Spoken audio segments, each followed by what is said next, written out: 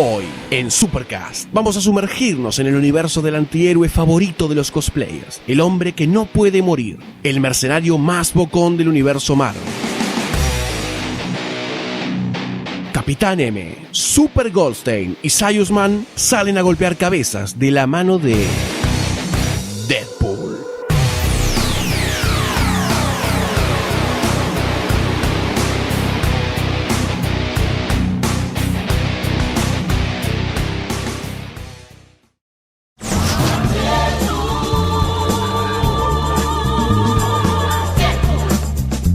Un antihéroe muy especial, con una obsesión muy grande por el sarcasmo, la cultura pop, los penes y el humor negro, salió de las canteras de Marvel Comics hace relativamente poco, y se llama Deadpool. Peleando el puesto con Wolverine de antihéroe, aparece allá por el 91, cerca de la época de Menem, ¿viste? Cuando estaba todo 1-1. Bueno, linda época esa. Hermosa. Rompiendo varios esquemas superheroicos de la época, Piscina de la Muerte, de la mano de Fabián Nicieza y Rob Liefeld, donde hay un compatriota nuestro, señoras y señores. ¿Quién? Fabián, boludo. Ah. Cambió el pídolo. Se renota, ¿no? Uno es Rob y el otro es Fabu. Claro, en Néstor. Deadpool comienza su carrera de antihéroe en el número 98 de New Mutants. Luego haría otras apariciones en otros cómics, pero eso es otra historia. Todavía no tenía ningún protagónico estelar, pero tenía que ganarse el pan y pagar el derecho de piso en Marvel. Como no tenía tanto futuro aspiracional Deadpool, los creadores dijeron más si yo hago cualquiera y lo que quiero, y decidieron llevar al extremo total muchas cualidades de la personalidad de Deadpool. Porque pensaron que iba a quedar para siempre como un personaje secundario o hasta que iba a desaparecer. Pero no, por suerte se equivocaron. El personaje prendió, y prendió una bocha. Los pibes lo amaban y las madres lo odiaban. Hablando constantemente de los genitales ajenos, o desmembramientos, o referencias al fandom en general, logró calar bien hondo en lo que era un panorama de superhéroes bastante estancado en las formas más tradicionales de encarar al heroísmo en las viñetas de historietas. Lo poco ortodoxo en el trato de los famosos estigmas del superhéroe, y al banalizar muchos de los temas que normalmente trataban los cómics, como historias, problemas relativos e inhumanos, o bastantes pelotudos y lejanos al lector, los bajó a la tierra. En muchos casos los enterró directamente. Y fue así que por su popularidad, a mediados del 97 le dieron una serie mensual llamada Deadpool, escrita por Joe Kelly y dibujada por Ed McGuinness. Acá fue donde se lo bautizó, y no de la forma que le gustaría a Deadpool, que seguramente sería sexual, como mercenario bocón, una de las principales características de Deadpool, y se creó parte del espectro que lo rodea a Deadpool como otros personajes como Blind Dal o Weasel. Y es así como el camino lleno de tangas, tetas, sangres, chistes de muy mal gusto y muchas otras cosas le abrieron el camino a Deadpool en la historia de los cómics contemporáneos.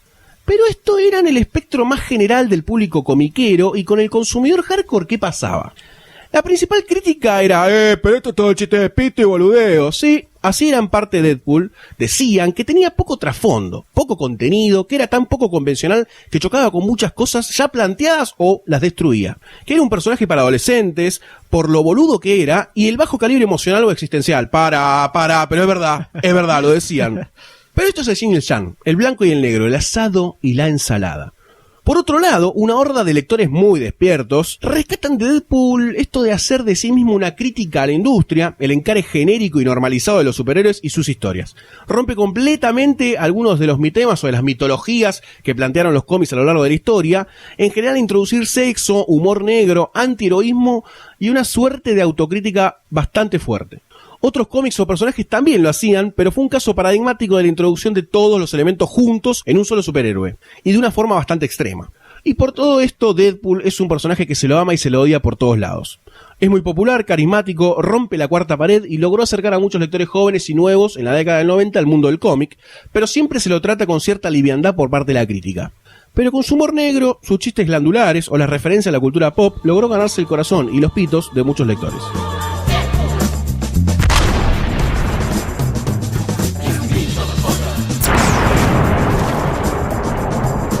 Deadpool es un gran hijo de los 90 en el mundo del cómic. Era una época muy particular, sobre todo en lo que es el mainstream norteamericano. Era la época de la especulación monstruosa, donde se vendían cientos y cientos de miles de ejemplares, porque había muchos que suponían que eso en un tiempo iba a valer mucha plata. Entonces era una burbuja gigantesca que años más tarde terminó explotando, y Deadpool fue parte de eso.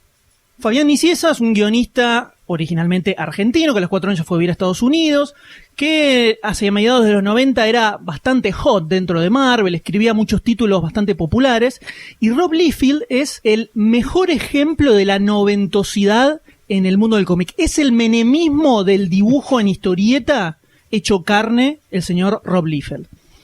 Un tipo que cuanto peor dibujaba, cuanto más monstruosidades anatómicas le implantaba a sus personajes, más vendía. Era uno de los dibujantes que más vendía en el mainstream norteamericano a principios de los 90. Algo que no se puede creer hoy en día, pero ¿qué pasaba? Eso sucedía. En un principio, en el New Mutants 98, no era más que un mercenario que aparece, le pega un par de tiros a Cable, se va y ahí terminó. Es lo único que tiene. Donde vemos el diseño, es el típico diseño de Rob Liefeld, con un montón de bolsillitos y tiritas por todos lados que no tienen sentido, pero que lo agregaba porque no se le ocurría otra cosa para hacer. No te gusta mucho, ¿no? Liefeld es el ladrón más grande del universo. Un tipo muy polémico. Pero el tipo vendía mucho. Entonces, dibujo como el orto. Y gano fantastillones de dólares. Sí, sigo dibujando como el orto. ¿Qué querés? ¿Qué querés? De hecho, hay cosas que hizo antes. Hizo una miniserie de Halcón y Paloma para DC que no está tan mal dibujada. O sea, se fue degradando con el paso del tiempo. La merca. Ahora, seguramente el que fue a ver la película terminó. Lo primero que dice es: quiero leer algo de Deadpool, quiero más de este personaje, me copó mucho la película, me gustó, quiero leer algo más. ¿Por dónde me meto? ¿Por dónde arranco? Entonces, el personaje aparece en New Mutants, la serie termina, vuelve a arrancar como X-Force. New Mutants era un título que no se esperaba que funcionara muy bien, estaba medio muerto, y de repente resucita un montón, en parte se supone por el dibujo de Liefeld, aunque no lo podamos creer. Así que lo rebootean como X-Force. Deadpool va pasando por distintos títulos X-Men y finalmente tiene 2 miniseries donde está como protagonista, una escrita por Nicieza y dibujada por Joe Madureira, y la otra con guión de McWay y dibujos de Ian Churchill. Y acá va a empezar algo que va a ser bastante característico de Deadpool, que después de haber nacido de las manos de un engendro como Rob Liefeld, a lo largo de toda su vida comiquera, en general va a tener dibujantes bastante buenos que lo van a tratar muy bien gráficamente. Y eso es parte del éxito del personaje, viene un poco por ahí. Nunca tuvo dibujantes más chotos que Rob Liefeld, y de hecho tuvo muchos bastante buenos. Pero en estas 2 miniseries se fijan un poco a ver cómo funciona el personaje, se crea algo del background que tiene la historia del cómic, y vende bastante bien. Entonces, en el 97... le dan su oportunidad en la serie regular, que la viene a escribir Joe Kelly con Ed McGuinness. Ed McGuinness, que en ese momento recién estaba empezando y que años más tarde se iba a convertir en un dibujante bastante grosso y bastante hitero, iba a pasar a DC, iba a dibujar muchas cosas muy zarpadas, pero acá recién empezaba. Joe Kelly en esta serie es donde le va a dar la base histórica que tiene el personaje, va a salir de ahí. Y de acá es de donde sale la mayoría de los elementos que vemos en la película de Deadpool. Este era un título que nadie le tenía la más mínima fe para nada, entonces siempre estaba como al borde de la cancelación. Siempre parecía que, bueno, listo, Joe Kelly decía, bueno, ya está, mañana vienen y me dicen que el número que viene es el último, esto se termina acá definitivamente. Nadie le daba pelota, era una época en la que se publicaron cosas bastante raras en Marvel en general. Entonces Kelly decía, ya fue, hagamos la que hay, no importa nada, total, en cualquier momento se cancela este título, y empieza a delirarla bastante. Lo que tiene de particular todo el run de Joe Kelly es que le da un trasfondo dentro de todo bastante dramático para lo que terminó siendo Deadpool años después. Vemos que es un tipo bastante perturbado por momentos, toma algunas decisiones bastante cuestionables, como el hecho de tener secuestrada a Blind Al. No son roommates como se ve en la película, es un poquito más oscurito. Y al mismo tiempo empieza a meter los elementos más delirantes que tiene el personaje que también vimos en la película. Por ejemplo, el hecho de romper la cuarta pared y empezar a hacer referencias al mundo del cómic. Como estaba bastante aislado de lo que es la continuidad oficial de Marvel, básicamente podían hacer lo que se les cantaba, metían personajes inventados. Funciona bastante para empezar a crear lo que es el mito marveliano de Deadpool. Y es una de las mejores series que tuvo Deadpool en toda su historia. Digamos que podríamos decir que si bien Nicieza y Liefeld son los que inventaron al personaje, el que le dio forma como Deadpool posta fue Joe Kelly con Ed McGuinness. Después Joe Kelly se fue, vino Christopher Priest, que le bajó bastante el tono dramático, medio oscuro que tenía la serie. Lo que vino después de Joe Kelly en la primera serie de Deadpool tiene sus momentos copados, otros más o menos, se puede leer. Esa serie se termina cerrando. Y después Deadpool arranca una seguidilla de títulos propios, títulos compartidos, miniseries especiales, cameos, a lo largo de toda la historia de Marvel hasta el día de hoy. Después de que cancelaron Deadpool, vino una serie que fue Cable and Deadpool. Cable era el principal enemigo de Deadpool, porque la primera aparición que hace el personaje es para liquidarlo a él. Y como la serie de Cable también estaba vendiendo muy mal y se terminó cancelando, dijeron, bueno, ya fue, metamos los dos personajes juntos y vemos qué pasa. Vuelve Fabián Nicienza, se inventa un chiste para que tenga que estar juntos los personajes. Y funciona muy bien el contrapunto entre Cable, que es un personaje que en ese momento estaba bastante atormentado en general, y Deadpool, al que ya no le importaba nada la vida ni lo que pasara. Entonces se da un contrapunto bastante piola, que funciona muy bien, es una serie que está muy buena, muy recomendada, y duró 50 números. Lo que tiene esta serie es que todo el trasfondo que había armado Kelly en el título que escribió él, con los personajes secundarios, todo eso, medio que lo borran y desaparece bastante. Entonces, si después de ver la película se meten directo en Cable and Deadpool, les va a parecer como raro que no haya más cosas de lo que se ve en la película. Después que termine este título, viene un título nuevo, escrito por Daniel Way, donde acá ya lo insertan un poco más en toda la continuidad del universo Marvel. Este título aparece cuando estaba en el medio de Secret Invasion, un evento de fines de los 2000, que eran evento tras evento. Entonces interactúa más con otros personajes de Marvel, con villanos, y se pierde un poco el chiste que tenía Deadpool de estar como al margen de todo. Entonces hay cosas que no puede hacer. Y lo que sería el tono dramático del personaje casi que desaparece. Es más un personaje que se hace bastante más bueno de lo que es en la etapa de Joe Kelly. En la etapa de Kelly sigue siendo un asesino. Acá ya se pasa, es más un héroe.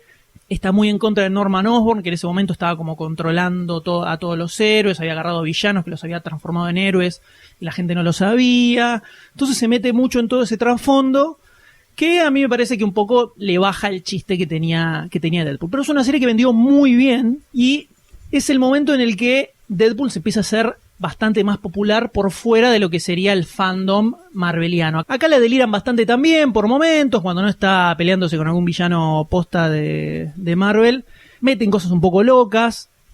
Como el personaje empieza a hacerse bastante conocido, aparecen un montón de otras series que son una peor que la otra. Hay una que se llama Deadpool Corps, que es donde está Deadpool y aparece Lady Deadpool, aparece Kidpool, aparece Dogpool. Y también está Headpool, que Headpool viene del universo de Marvel Zombies, que es Deadpool al que solo le queda la cabeza. Y es una cabeza zombie de Deadpool dando vueltas. Y de hecho después sacaron otra serie que se llama The Merc with the Mouth, que es Deadpool con Headpool. Ellos dos son los protagonistas. Esto no está bueno. A priori, esto es algo que tiene Deadpool en los cómics, que hay ideas que vos las lees y decís, esto tiene que estar buenísimo, pero después no garpa tanto cuando lees el cómic. Entonces hay que tener bastante cuidado con esto. Hay muchas miniseries de Deadpool también. Deadpool mata al universo Marvel, Deadpool mata a los clásicos, Deadpool mata a Deadpool, Deadpool versus Spider-Man. Todas esas miniseries están, la gran mayoría son horrendas de leer. Deadpool mata al universo Marvel es un espanto. De esas miniseries, la más recomendable es la de Deadpool con Hawkeye, que es el Hawkeye post-Avengers, donde cobra chapa y tiene una serie nueva Marvel que está muy buena. Esa miniserie sí está buena. Y después hay un anual que salió, que es Deadpool con Death. En el universo Marvel, la muerte es un personaje que tiene una figura que es como una mujer con calavera, donde se hace un poco, se hace todo un recuento del origen de Deadpool, que vuelve Joe Kelly a escribirlo y vuelve a ponerle ese toque dramático que él le ponía a la serie. Vemos que mientras estaban experimentando con él no la pasó para nada bien, lo torturaron una bocha. Entonces se sienten un poco más los aires de lo que fue la serie original que escribió Joe Kelly. Es un anual que está muy bueno. Y después de la serie de Daniel Way vino una nueva cuando arrancó todo lo de Marvel Now, que reiniciaron un montón de series.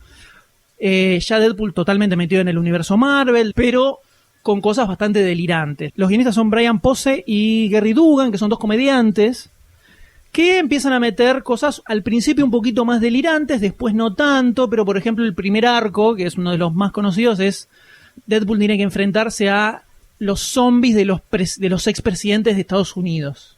Raro. Por ejemplo, ¿no?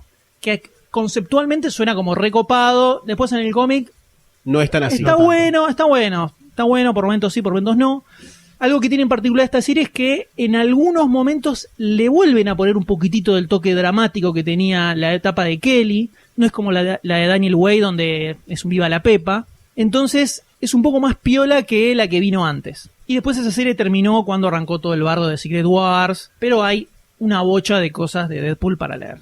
Después hay 2 miniseries más que salieron dentro del sello Max. Ese es un sello que tenía Marvel, donde aparecían versiones realistas de sus personajes, fuera de lo que es la continuidad. Entonces, Deadpool Max tuvo 2 series con guiones de David Lapham y dibujos de Kyle Baker, que es un Dream Team comiquero ultra zarpado. David Lapham, que viene más del cómic independiente, y Kyle Baker, que es lo más grande del universo. Entonces aparece este Deadpool que, como justamente es en un mundo más realista, no tiene el superpoder de regenerarse. Claro. Y al ser Max, es mucho más extremo en violencia, gore, sexo salvaje, todo ultra subido al palo, que está bueno, pero no termina siendo lo que uno podría esperar de esa dupla. Los dibujos de Baker son alucinantes igual, o sea que solo para ver los dibujos de Baker es súper recomendable, pero si están buscando algo en el estilo más de la película, capaz esto se va un poco. Sí, es lo más zarpado que van a encontrar de Deadpool en los cómics. Entonces, las recomendaciones que hago yo son la miniserie Sins of the Past de Wade, todo el run de Joe Kelly está muy bueno, Cable and Deadpool también está muy bueno, la miniserie con Hawkeye, el anual con Death, y el que se queda con muchas ganas puede agarrar todo lo de Marvel Now, que dentro de todo es bastante decente y tiene algunos arcos bastante copados.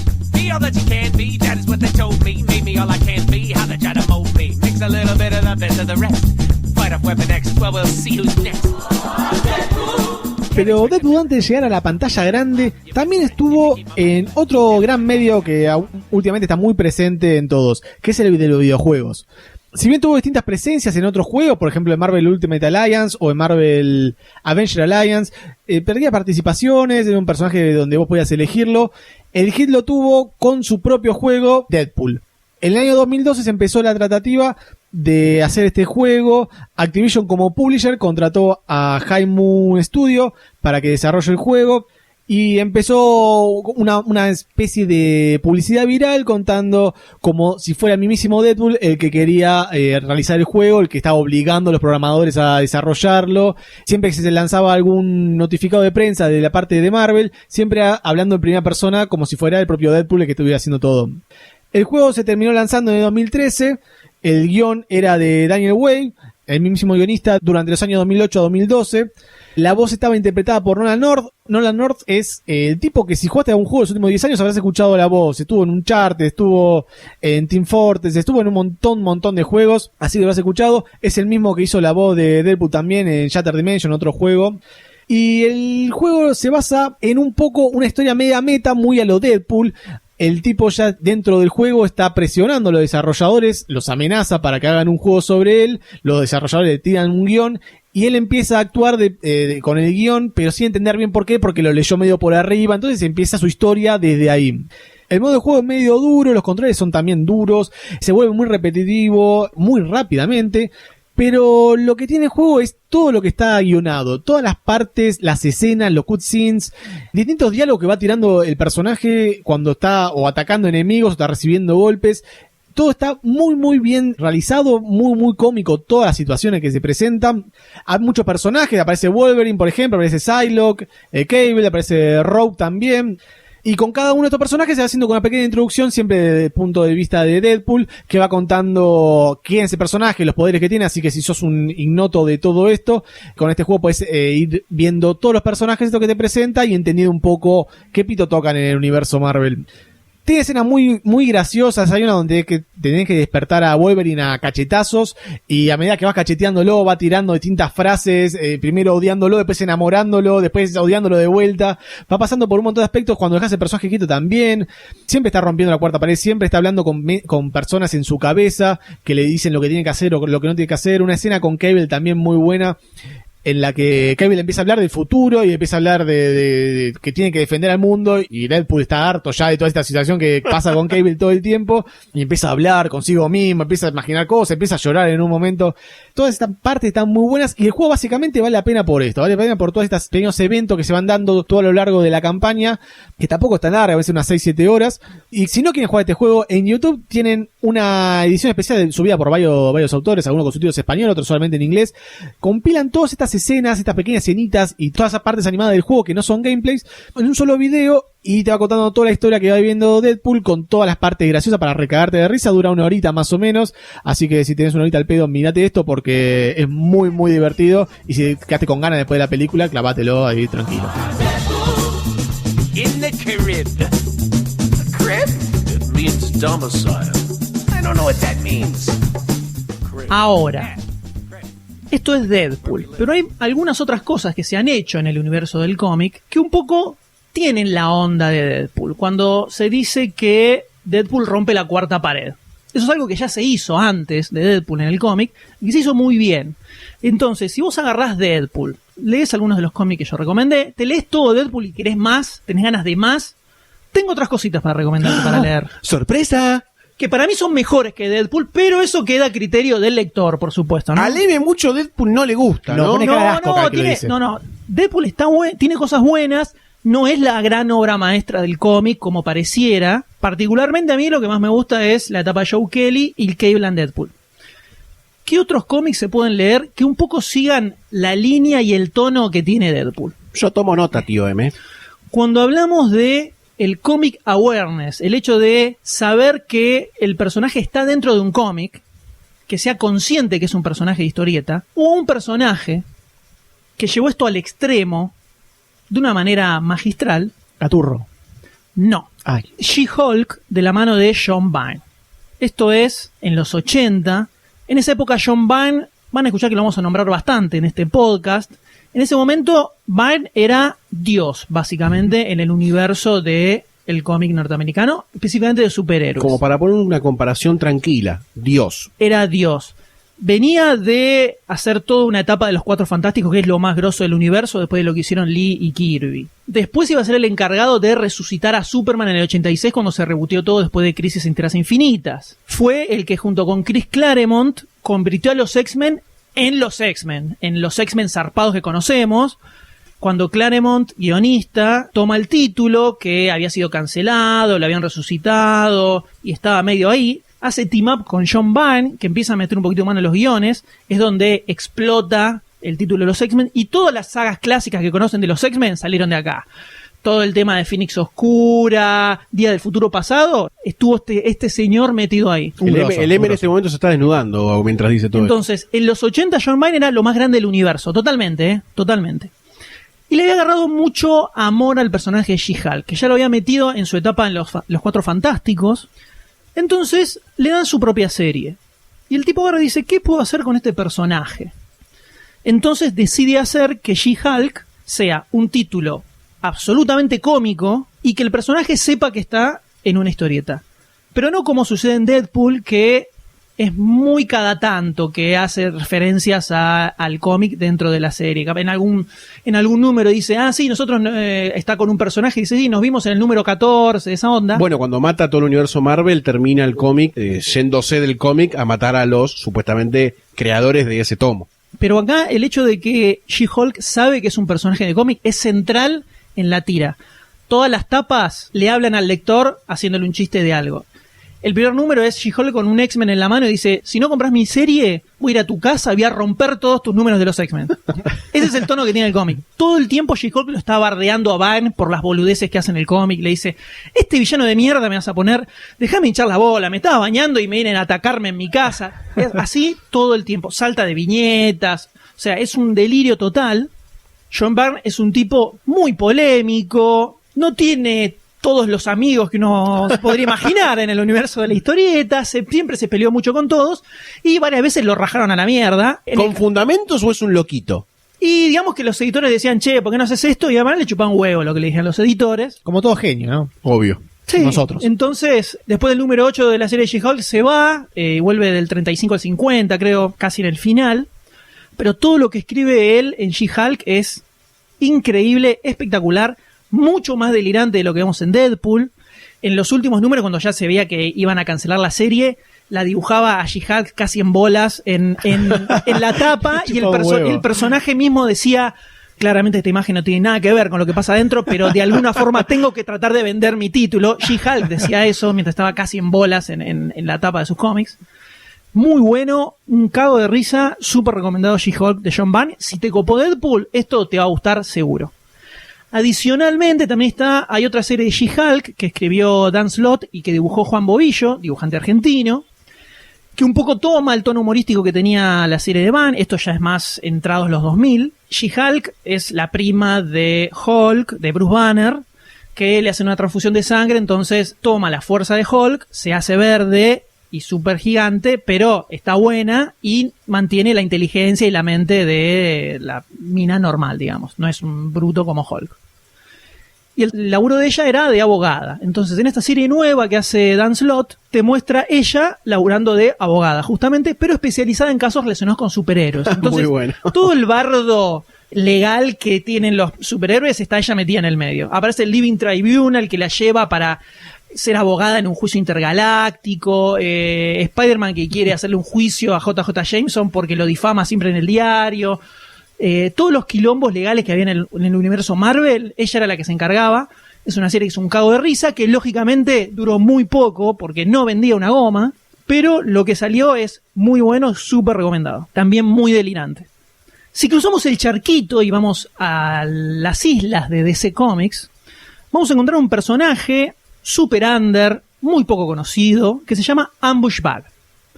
Este es un personaje que lo creó Kate Giffen. Kate Giffen es un guionista que es muy conocido por hacer títulos cómicos. Después de Crisis en Tierras Infinitas hizo el relanzamiento de La Liga de la Justicia y básicamente lo que hizo fue una sitcom con superhéroes. Literalmente, imagínate el tono que tiene Friends, pero en la Liga de la Justicia. Es una de las épocas más gloriosas.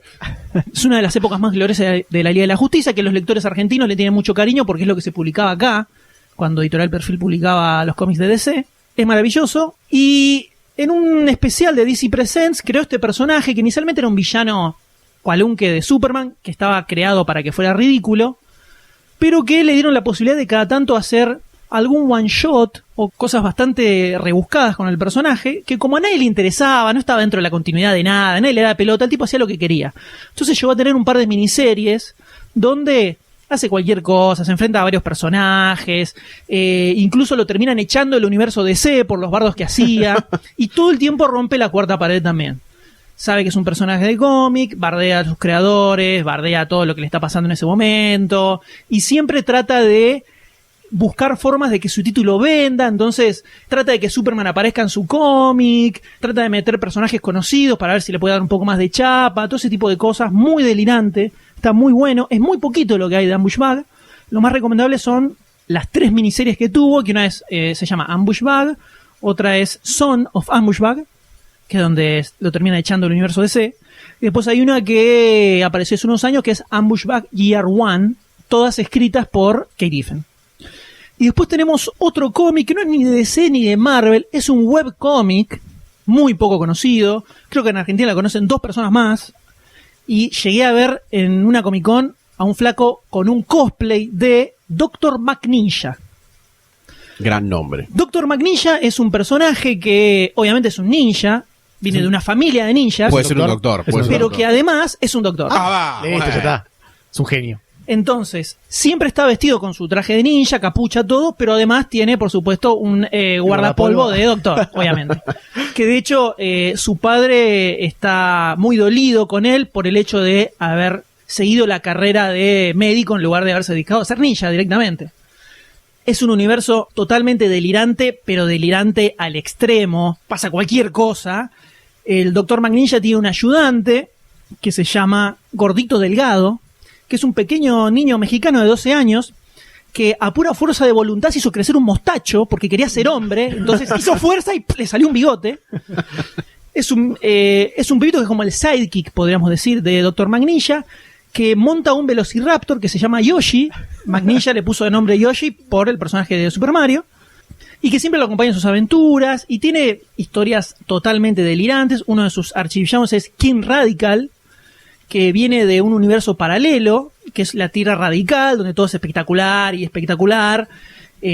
quiere todo el tiempo está peleándose con Dr. Magninja, y Magninja tiene cierto conflicto interno, porque por un lado es ninja, o sea que es un asesino, pero al mismo tiempo es un médico, o sea que tiene que salvar vidas. Entonces, como que todo el tiempo está luchando con él mismo. Muy bueno. Es muy bueno. Esto, Dark Horse edita cada tanto en trade paperbacks, en libros recopilatorios, las series que a medida que van saliendo las series en el cómic. Si no, creo que es drmagninja.com. Tienen todo publicado ahí. Recomiendo que empiecen a leer desde que se hace a color. Al principio es muy fancinero. El dibujo es bastante precario porque el pibe lo dibujaba para boludear. El Dr. Magninja era un nick que él tenía en un sitio web. Chris Hastings, que es el que hace el guionista del cómic y dibujante. Y participó en un concurso donde tenías que hacer un dibujo de tu nick en ese sitio. Y dibujó al Dr. Magninja. Y después se le ocurrió hacer una historieta de 2 páginas. Y después lo siguió haciendo. Y ahí quedó. Hermoso. Lo pueden leer en la web, búsquenlas a partir de que se hace a color, donde el dibujo ya está bastante más pulido y las historias son increíbles. Y si no, están los recopilatorios que saca Dark Horse cada tanto en papel, que es alucinante y súper recomendado. Y un bonus track voy a meter. ¡Chapita! Una chapita que no es una serie humorística como todas estas que fui nombrando, pero que tiene este ingrediente de romper la cuarta pared, que es el Animal Man de Grant Morrison y Chas Trug. Es de lo primero que escribe Morrison para DC. Antes de que existiera el sello Vértigo, agarra Animal Man, un personaje que nadie le da ni pelota, y se pone a hacer toda una serie increíble, donde estudia a fondo lo que es el origen del personaje, y lo lleva a... termina estando todo fuera de continuidad, por supuesto, porque se va a la mierda, y... parte de todo lo que sucede en esta serie es que Animal Man empieza a sentir que alguien lo está mirando. Y el que lo está mirando justamente es el lector.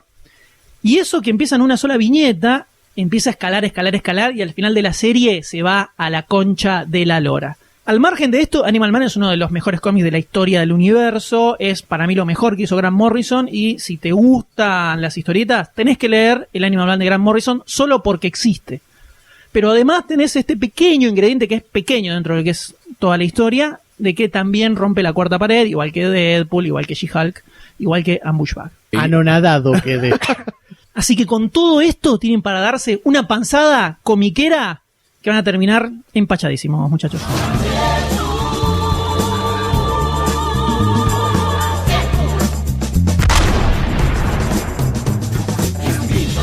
La popularidad de Deadpool llevó a que algunos productores y genios de Hollywood empezaran a tener ideas para hacer su propia película. Pero nada fue fácil en este camino, nada, absolutamente nada. Ya de arranque fue tan trágico como la propia cara de Wade Wilson. Imagínense lo feo que era este camino. Taquito. Aquí. ¿Cómo fue el camino para hacer la película? Que es el Development Hell, el vórtice de los proyectos inconclusos. ¿Le habrá gustado la película a los integrantes de Supercast? Todo eso y mucho más en el próximo episodio. Este podcast continuará. Crib? It means domicile. I don't know what that means. Crib.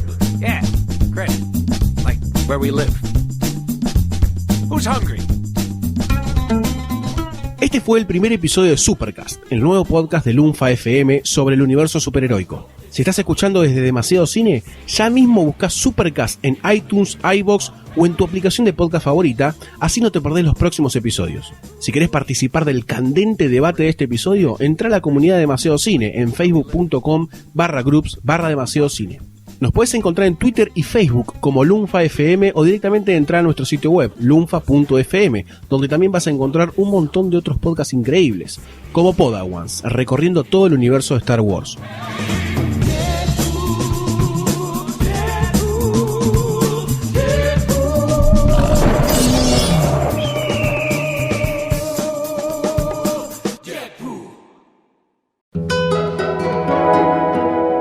Lunfa.